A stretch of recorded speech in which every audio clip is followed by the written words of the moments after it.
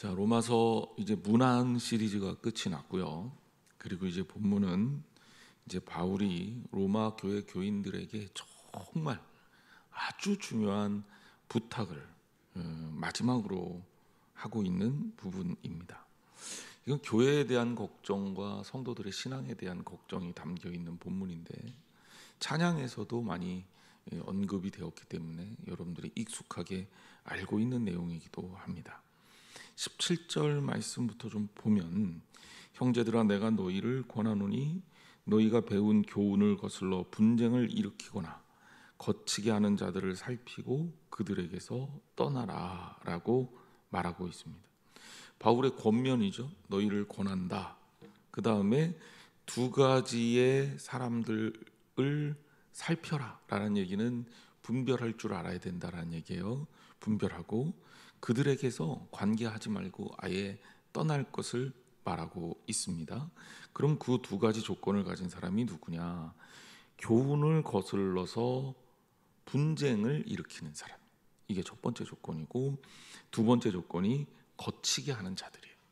근데 이거는 오늘 우리가 이 땅을 살면서도 정말 마음 가운데 두고, 그리고 영적 분별력을 잃지 않는 가운데 살아야 할 귀한 말씀입니다. 1520년 6월 25일, 이 날이 무슨 날이냐? 이렇게 얘기하면 대부분 모르시죠. 교황 레오 10세가 마틴 루터를 파문하는 교서를 내렸던 날입니다. 자, 우리가 그동안 그래도 마틴 루터에 대해서 제가 그래도 몇 차례 언급을 했기 때문에 마틴 루터는 종교 개혁가고 최초의 비텐베르크 성당에 95개 조항을 붙여서 그 당시에 거대 공룡과 같이 정말 교회의 잘못된 병폐를 나타내고 있었던 이 교황의 권력에 대항했던 그런 인물이구나. 그 마틴 루터로 인해서 교회가 새롭게 되고 오늘날 개신교회가 탄생됐으며, 마틴 루터 때문에 성경 번역이 되기 시작하면서 일반 평시도들도 하나님 말씀을 읽을 수 있게 되었구나라는 정도는 알고 계시죠? 지금 알면 됩니다. 지금 제가 요약해서 설명을 해드렸으니까. 그래서 이 정도 상식은 우리가 이제 갖고 있는 거예요.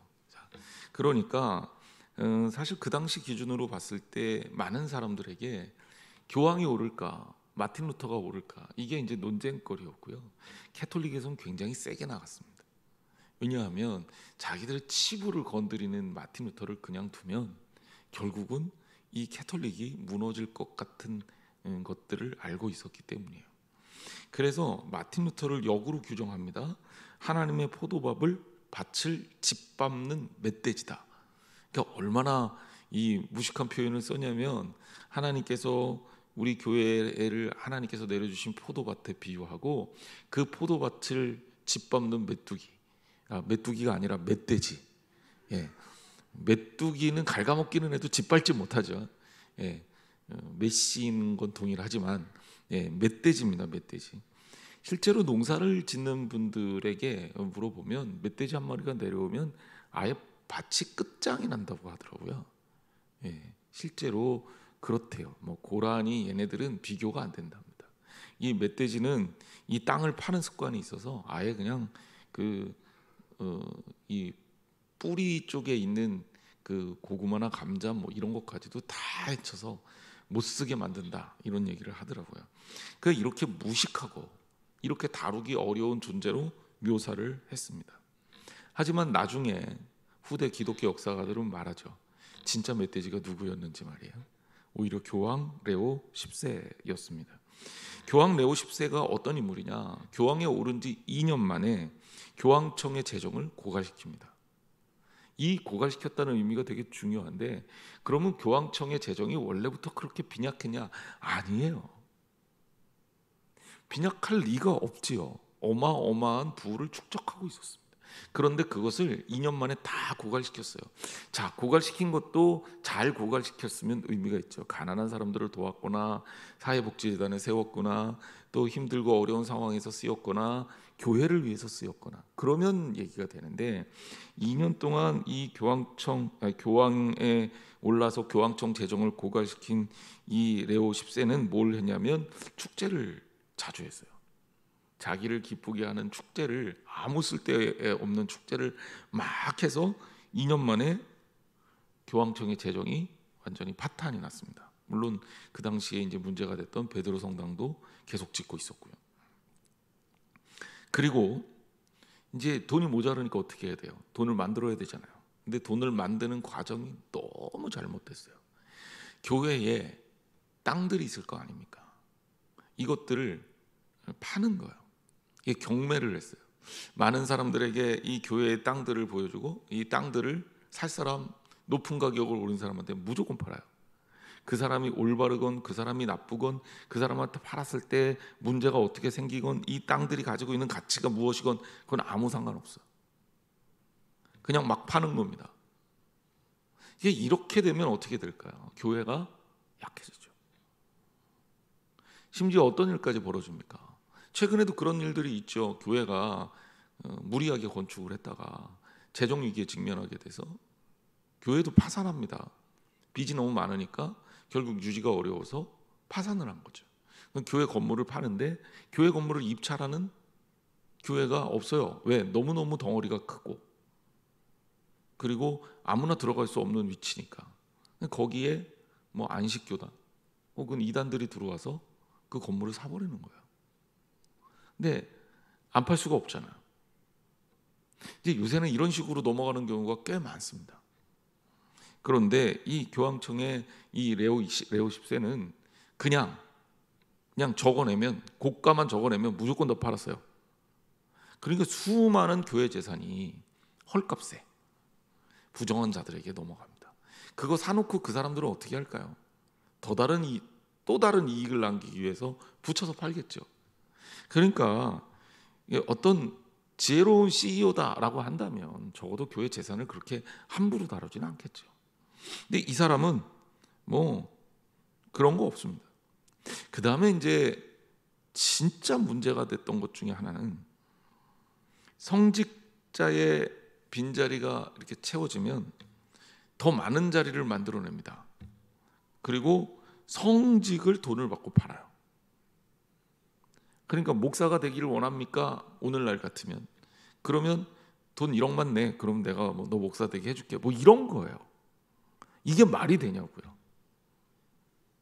말이 안 되잖아요. 근데 중세 시대 때 레오 10세가 바로 이런 일들을 아주 비일비재하게 해놨습니다. 그래서 진짜 성직자 수를 어마어마하게 늘리고 돈을 계속 받아서 그 자리에 성직을 매매했습니다. 그리고 우리가 잘 알다시피 죽은 사람도 사면 구원받는다는 면죄부를 판 거죠. 그러면 이제 예를 들자면 우리들 그냥 보통 사람들 같으면 할아버지 할머니들부터는 기본적으로 사야 되고 내 것도 좀 미리 사놔야 되고 우리 자녀들도 좀 사놔야 안심이 되는 거예요. 이게 어마어마한 돈벌이가 된 거예요. 자, 지금 여기에서 레오 10세가 했던 행위 어떤 것 하나가 하나님 앞에 정당화될 수 있는 게 있느냐는 거죠. 이런 게 없는데 이 사람이 가장 높은 교회의 높은 자리에 앉아서 교회를 망가뜨리는 행위를 마음껏 했다는 거죠. 그러니까 사실 그 당시에 하나님의 포도밭에 멧돼지 노릇은 루터가 한 게 아니라 레오 10세가 한 겁니다. 문제는 이것들이 옳고 그른지에 대한 올바른 분별력을 갖고 있느냐의 문제예요. 그리고 초대교회도 마찬가지예요. 바울이 이런 편지를 썼던 그 당시에 수많은 이런 마치 포도밭을, 하나님의 포도밭을 다 망쳐버리는 수많은 멧돼지들이 등장했다는 거죠.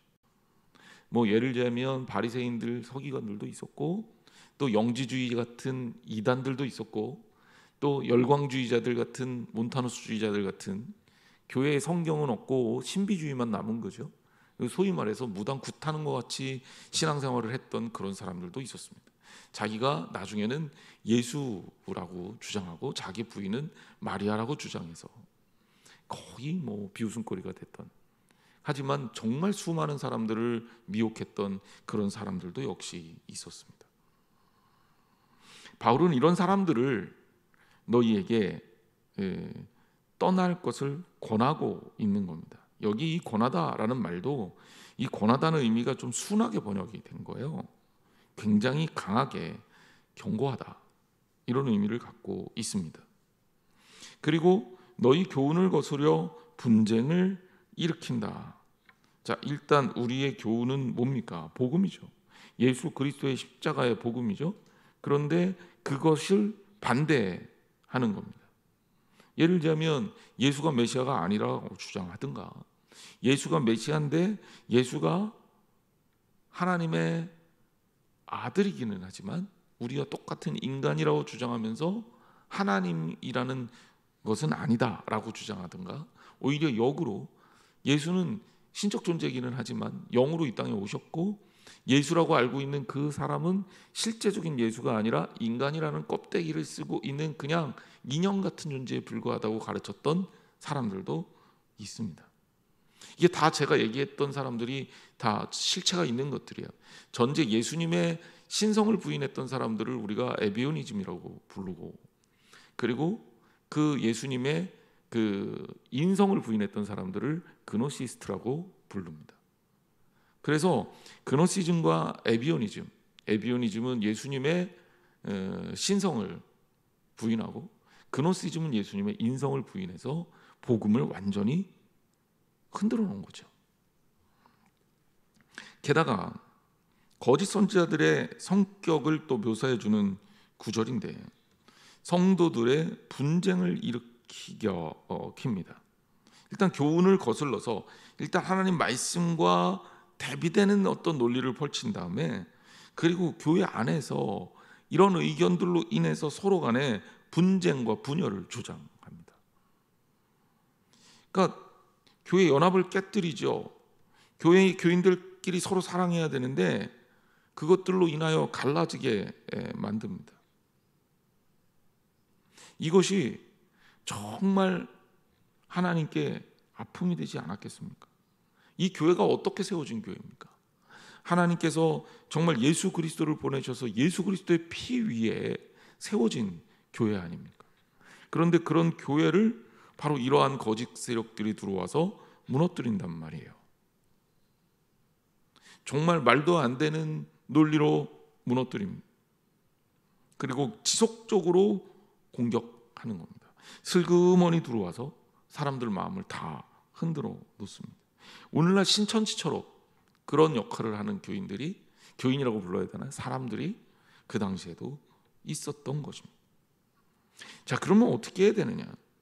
여기 살피다라는 말은 눈을 뜨고 있으라라는 뜻이에요. 경계해라 이런 뜻이에요.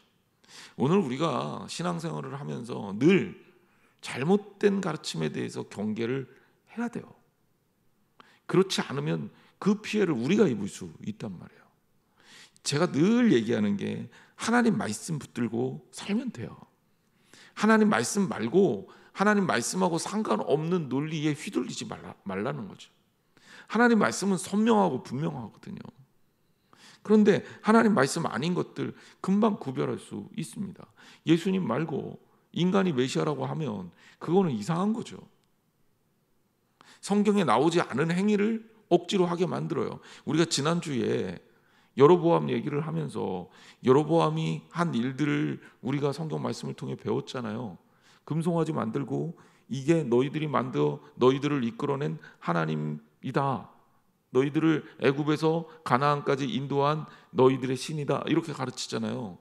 금송아지를 만들고 무엇인가 형체 있는 걸로 사람들을 현혹하는 거, 이거 문제라 그랬죠. 예배 드리는 곳, 하나님께 예배하는 성전, 이건 무시하고 산당 만들어서 산 높은 곳에 산 꼭대기에다 산당 만들어서 백성들한테 거기서 제사라고 가르치는 것도 사실은 이것도 성경적이지 않은 거잖아요. 하나님의 율법이 그대로 끝나지 않습니까? 또 여러분 어떻게 했어요? 제사장 아무나 데려다 시켰어요. 하나님의 법은 레위인들 가운데 제사장을 시키게 되어 있는데 아무런 자격도 없는 보통 사람들, 너희들 제사장 하고 싶어? 그래, 그러면 해. 이러고 시킨 거죠. 그리고 종교 권력까지 자기가 가져갑니다. 그리고 절기를 지 마음대로 바꿔요. 이상한 절기들 막 만드는 거예요. 날짜도 바꿔요. 지금 이게 여로보암들이 했던 그런 어떤 대체적인 종교적인 혼탁 상황인 거죠. 이런 일들이 오늘 우리들에게도 계속 있습니다. 교회 전통적으로 내려오던 주일에 대한 개념을 자꾸 공격한다든지, 기존의 교회에서 지키고 있던 좋은 절기들을 공격해서 야 그거 잘못된 거야 막 이렇게 얘기한다든지, 그러잖아요. 이단들이 지금 시비를 계속 걸잖아요. 성탄절, 부활절 이거 잘못됐다고 계속 가르치잖아요. 근데 우리 교인들은 잘 모르니까 막 흔들려요. 그런가? 진짜 그런가? 절기와 그 절기의 의미와 절기의 역사를 보면 함부로 그렇게 할 수가 없는 것들인데, 이단들은 그런 것들을 교묘하게 말을 섞어서 마치 자기들이 진리를 소유하고 있는 것처럼 우리를 유혹하고 있다는 겁니다. 오늘날도 그런 일들이 비일비재하게 일어나고 있고요. 그런 것들에 대해서 이 로마서는 철저하게 경계하라고 말합니다. 근데 그런 것들이 교회 안에 들어오면 어떻게 돼요? 당장 주일에 예배 드리는 것 갖고도 문제일 거 아니에요. 안식일 교인들에게는 이거 큰 문제 아닙니까? 제 군에 있을 때 안식일 교회를 다니는 병사들이 있었어요. 안식일 교회 목사 아들이 군에 입대했는데, 보통 일반 아이들은 안식일 교회 다녀도 그냥 군 생활하는데 크게 문제가 없어요. 근데 얘는 앞으로 목사가 될 사람이고 목사 아들이니까 토요일 날 혼자 교회에 와요. 그래서 자기 혼자 예배 드려요. 그래서 진짜 이 얘기 저 얘기 하면서 진짜 안식일의 개념이 어떤 거고, 그리고 이 안식일을 어떻게 지켜야 되는 건지에 대해서 아무리 설명해줘도 듣지 않아요. 근데 그 아이가 자꾸 다른 애들을 끌고 가는 거죠. 그러면 교회에 엄청난 피해를 끼치는 거예요. 근데 다행히도 제가 잘 권면을 해서 그 아이 혼자만 토요일 날 와서 혼자 예배 드렸지만, 이런 일들이 비일비재하게 우리에게 일어날 수 있다는 거죠. 신천지지가 말하고 있는 교회 안으로 들어와서 아예 산을 옮기는 전략이 그런 겁니다. 교회 안으로 가만히 들어와요. 신앙생활 잘 하는 것처럼 보여요. 왜? 예배 열심히 나오고 예배 드리는 태도는 얼마나 훌륭한지. 야, 새로 나온 교인이 저렇게 훌륭하단 말이야. 그런데 그 교인이 자리 잡고 인정받을 때쯤 돼서 본색을 드러내요.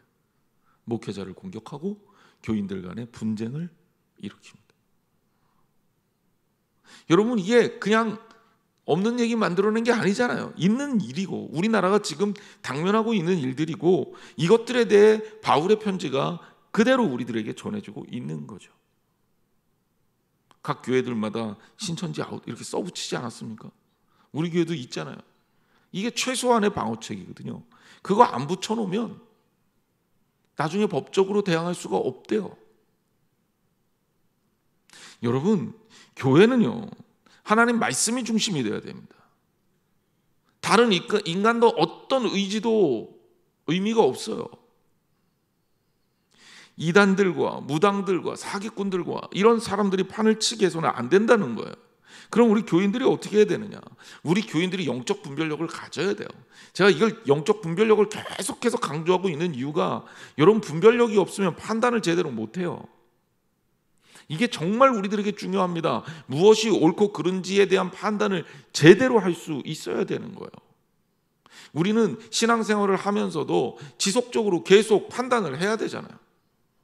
무엇이 옳고 그른지, 내가 어떻게 행동하는 것이 맞는 건지. 물론 우리가 기본적으로 사람들을 사랑하는 거 그거 좋은 일입니다. 그렇게 해야죠. 교인들끼리 아껴야 돼요. 누군가가 새로운 신자가 오면 돕도록 도와줘야 돼요.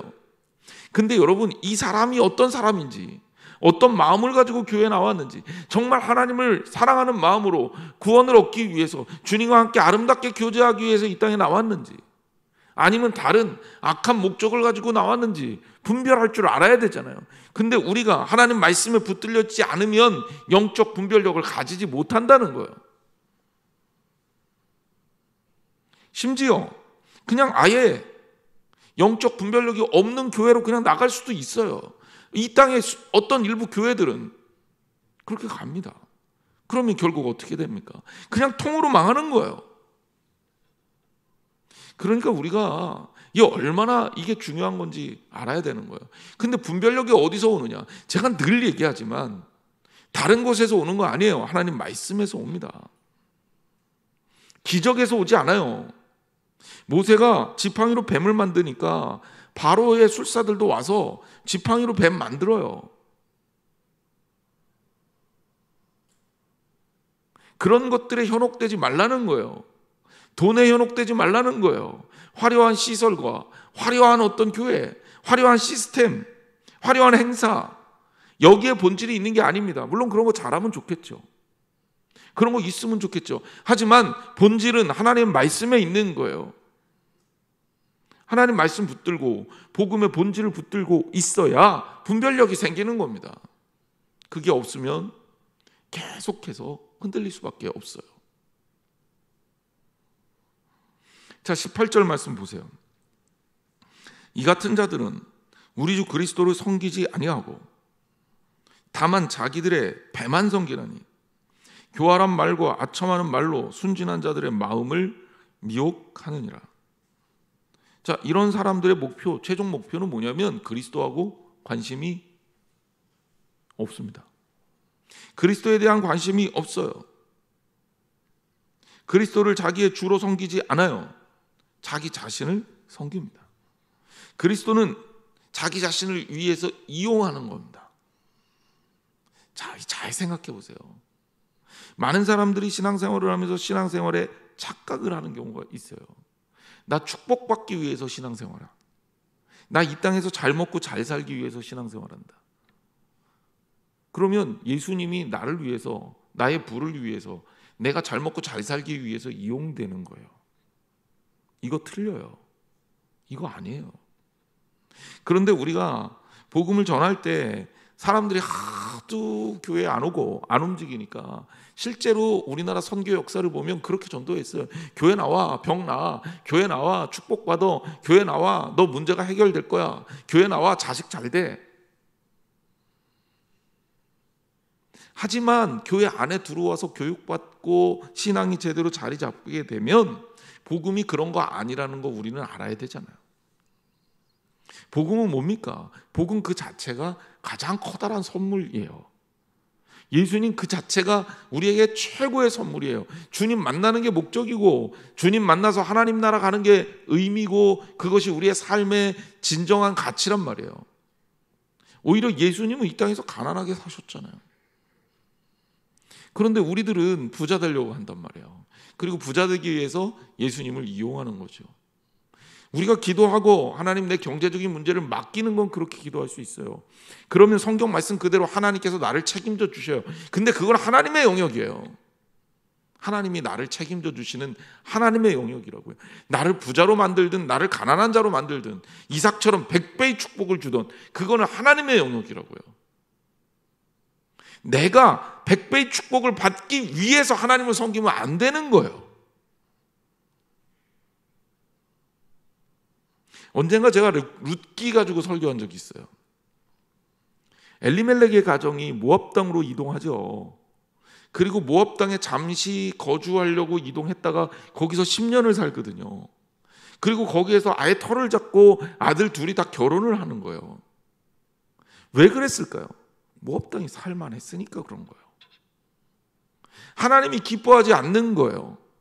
하나님은 그런 경우 거기를 떠나게 하십니다. 나오미가 모압 땅을 떠나서 베들레헴으로 돌아올 때 아무것도 가지지 못했어요. 그래서 나오미가 뭐라고 고백합니까? 내가 베들레헴을 떠날 때는 무엇인가 가지고 부자로 떠났는데 내가 돌아올 때는 모든 것이 다 비워졌다. 근데 비워진 게 축복이란 말이에요. 하나님께서 부어주시니까. 근데 하나님 앞에 우리가 나 부어주시기 위해서 돌아온 겁니다. 나 부자 되기 위해서 돌아온 겁니다. 라는 것은 복음하고 상관이 없는 거예요. 그건 하나님께서 우리에게 주시는 그야말로 선물 같은 거예요. 선물은 받으면 좋지만 안 받아도 문제 없는 거잖아요. 본질은 뭐예요? 우리가 하나님 나라를 향하는 게 본질이에요. 그게 신앙이에요. 오해하지 마세요. 신앙생활하면 하나님께서 책임져 주십니다. 때로는 내 문제도 해결해 주십니다. 그걸 위해서 우리가 기도도 하는 거예요. 이건 잘못된 게 아니에요. 근데 이게 목적이 되면 안 된다는 거예요. 늘 잊지 말아야 돼요. 그런데 이단들은 우리를 어떻게 미혹하느냐? 야, 교회 나가봐. 교회 나가도 맨날 너가 어렵게 살더라. 교회 나가는데 맨날 너 아프더라. 교회 나가는데 너 좋은 대학도, 니네 아들 좋은 대학도 못 가더라. 여러분, 이런 게 이단들의 공격거리예요. 그거는 우리의 그냥 삶의 결과지요. 본질이 될 수가 없어요. 우리는 그것 때문에 신앙생활하는 게 아닙니다. 예수 그리스도가 진리니까 따라가는 거예요. 그거면 충분하잖아요. 성경은 우리에게 이 땅에서 보여지는 것으로 보상받는 것에 대해서 때로는 부정적으로 얘기를 해요. 이미 그는 그 보상을 다 받았다고 얘기합니다. 그리고 하나님은 더 좋은 것으로 너에게 줄 것이다라고 얘기해요. 여러분 생각해 보세요. 우리 이 땅에서 살고 있는 기간이 100년. 이거 길어요, 짧아요? 깁니까? 짧습니까? 길다면 길고 짧으면 짧은 건가요? 제가 요새 갑자기 과학에 좀 관심이 있어서 시간 날 때 우주에 관한 공부를 좀 했거든요. 제가 아주 놀라운 걸 발견했는데 아직 우주는 20%밖에 안 만들어졌대. 지금 우리는 굉장히 초창기에 하나님께서 만드신 작품이에요. 저는 우리의 인생이 여기에서 그냥 100년으로 끊어질 거다라고 도저히 믿기지가 않아요. 하나님을 믿으면 영원히 열리는 거예요. 그런데 100년 동안 우리가 몇 년 도대체 좀 잘 살겠다고 그 난리를 칩니까? 그렇잖아요. 몇 년 잘 살겠다고, 몇 년 떵떵거리며 살겠다고, 몇 년 행복하겠다고. 실제로 그다지 행복하지도 않아요. 행복은 사실은 인간이 누리는 행복이라는 감정이 참 이게 사치스러운 감정인 게 이게 짧아요. 이 물질로 인한 행복은 굉장히 짧습니다. 그게 진짜 억울한 거죠. 평생 동안 하고 야 됐다. 그런데 이게 오래 안 가.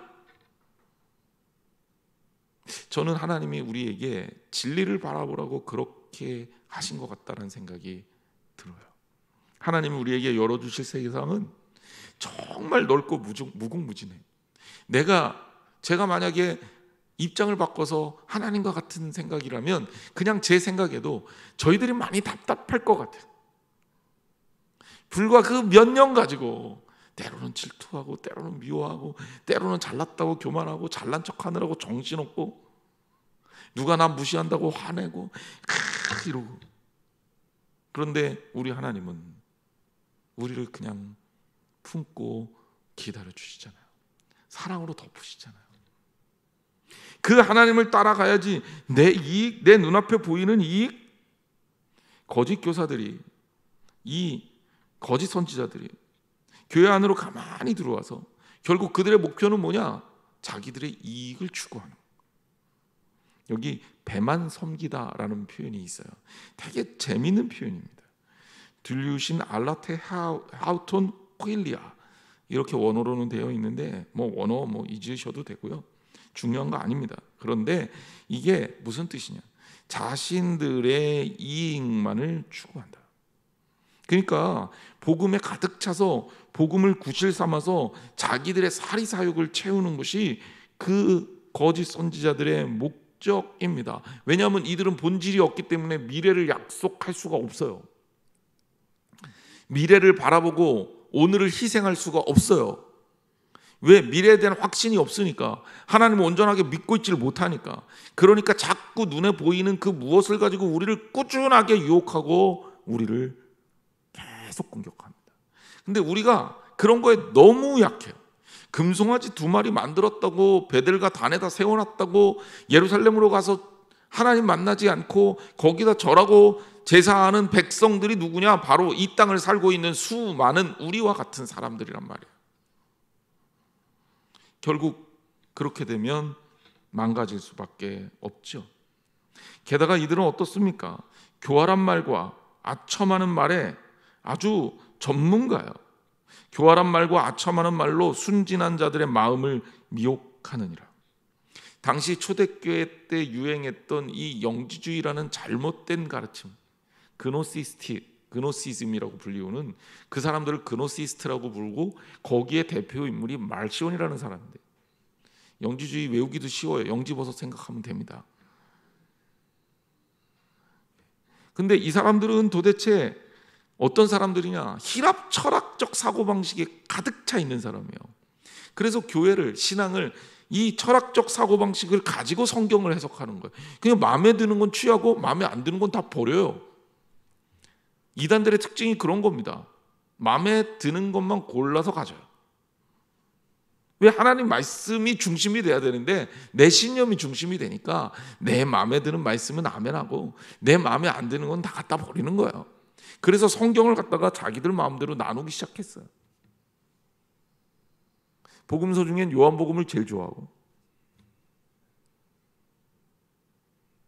그리고 행함을 강조한 야고보서 같은 거는 저기 버리라 그러고. 이 영지주의자들의 특징입니다. 이 사람들이, 그런데 여러분, 지식층이에요. 당대 최고로 공부 많이 한 사람들이에요. 똑똑해. 머리가 좋아. 말은 얼마나 잘하겠습니까? 말 기가 막히게 잘하죠. 더구나 요새는 말 잘하는 학문은 없잖아요. 어디 가서 웅변학원, 뭐 요새 웅변학원도 거의 없어졌지만, 근데 예전에는 수사학이라는 학문이 아예 학문 분야로 있었어요. 그러니까 말하는, 가르치는 학문이에요. 말하는 법을 가르치는 학문이에요. 레토릭이라고 하는 건데, 이게 되게 중요한 거잖아요. 사람의 말하는 능력이 얼마나 중요한지 몰라요.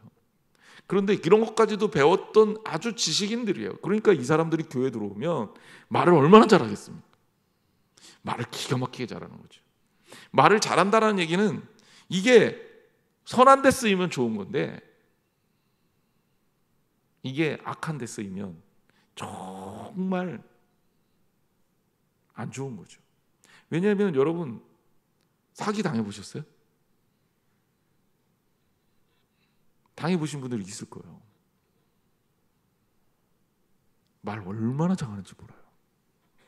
저는 가끔요, 우리 그 여행 가잖아요. 단체 여행 같은 데 가면 거기서 꼭 들어가서 뭐 1시간만 그 쇼핑하라고 그러고 넣어주면 1시간 동안 거기 갇혀서 쇼핑 고문을 당해야 되잖아요.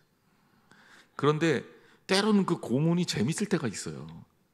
그 앞에서 그 물건 사라고 이 설득하는 사람이 말하는 걸 보면 와, 어떤 때는 막 홀려요. 그래서 저는 이제 조금 더 한 걸음 더 나아가서 그렇게 생각하는 거죠. 야, 저 사람은 진짜 말 잘한다. 저렇게 말을 잘하게. 저 그때부터는 이미 상품에 관심이 없어요. 말을 잘하기 위해서 얼마나 많은 연습을 했을까? 저 사람의 타고난 달란트는 얼마나 클까? 저것 가지고 저렇게 말을 잘해서 잘 먹고 사는구나. 근데 물건을 안 사죠. 감탄만 하는 거죠.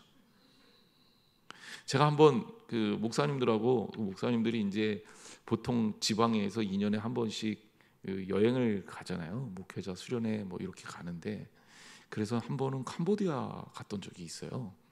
근데 캄보디아에 갔는데 그때 캄보디아에서 상황버섯을 파는 진짜 전문가를 만난 거죠.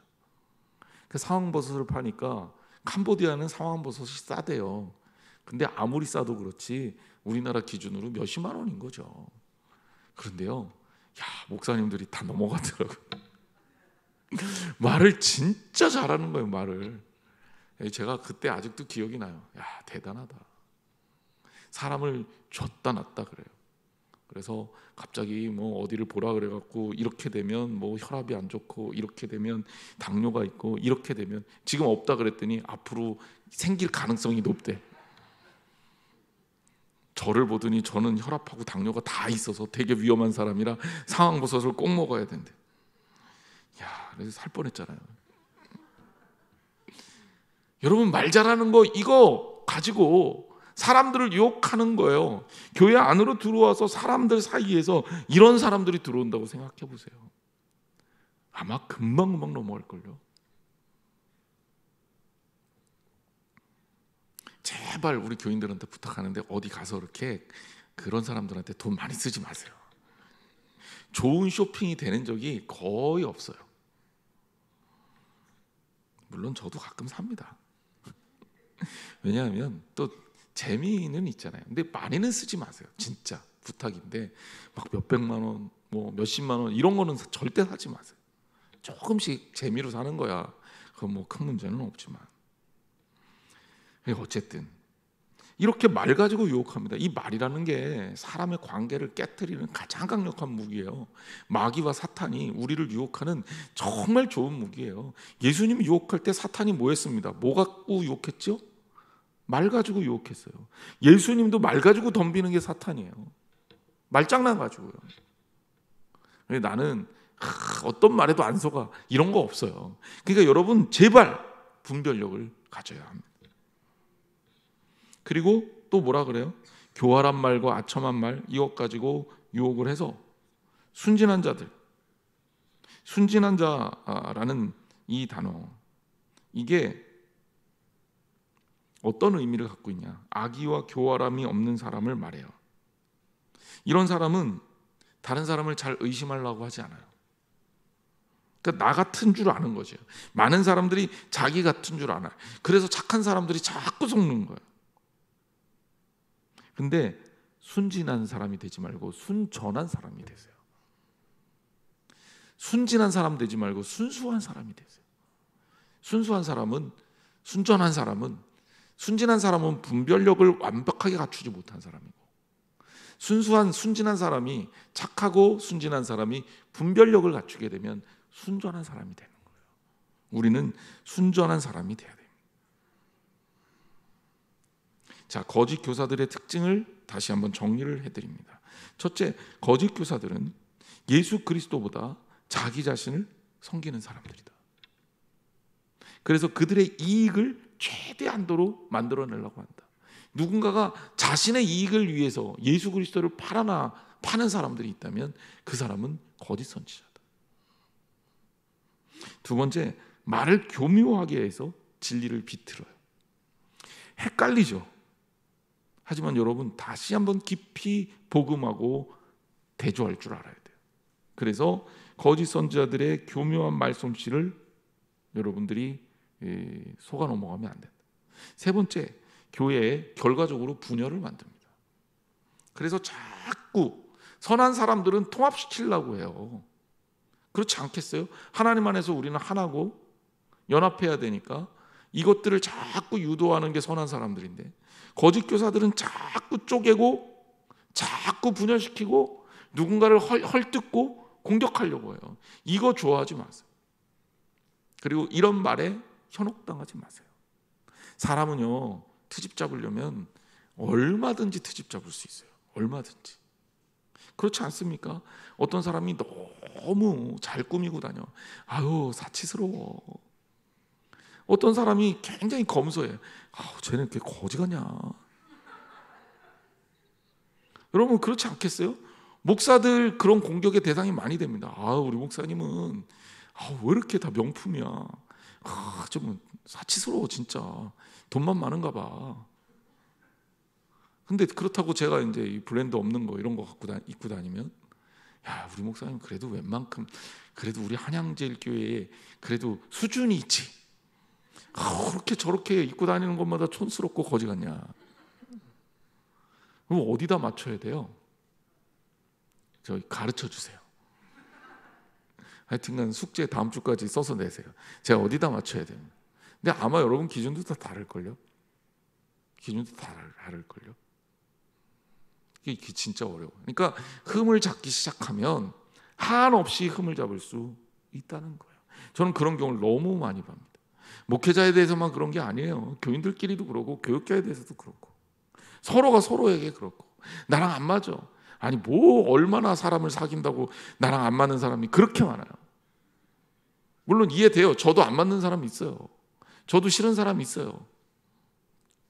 하지만 그냥 내가 싫은 거하고 하나님 안에서 하나 되는 거하고는 다른 거잖아요. 그거 다른 거예요. 하나님 안에서는 함께 예배하고 찬양하고 교제할 수 있는 거잖아요. 그것도 못해요? 그건 아니죠. 그거를 공격하고 욕하고 분열을 만들고 싸움이 일어나고 하는 것은 하나님께서 기뻐하시는 일이 아닙니다. 영적 분별력을 가지세요. 하나님이 무엇을 기뻐하는지를 깨달으세요. 하나님 말씀의 핵심을 잡으세요. 예배가 중요하고 말씀이 중요합니다. 신앙생활이 중요해요. 신앙생활의 핵심은 결과적으로 보여주는 어떤 현상이 아니에요. 내가 이런 좋은 일들이 있으니까, 내가 부자가 됐으니까, 내가 똑똑해졌으니까 내가 신앙생활 잘하는 게 아니라 오늘 내가 하나님과 어떤 관계를 하고 있느냐가 핵심이에요. 이 흐름을 제대로 못 따라가면 계속 헛발질할 수밖에 없어요.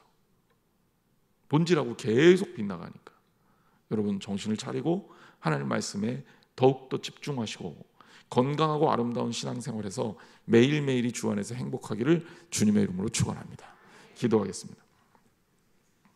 오늘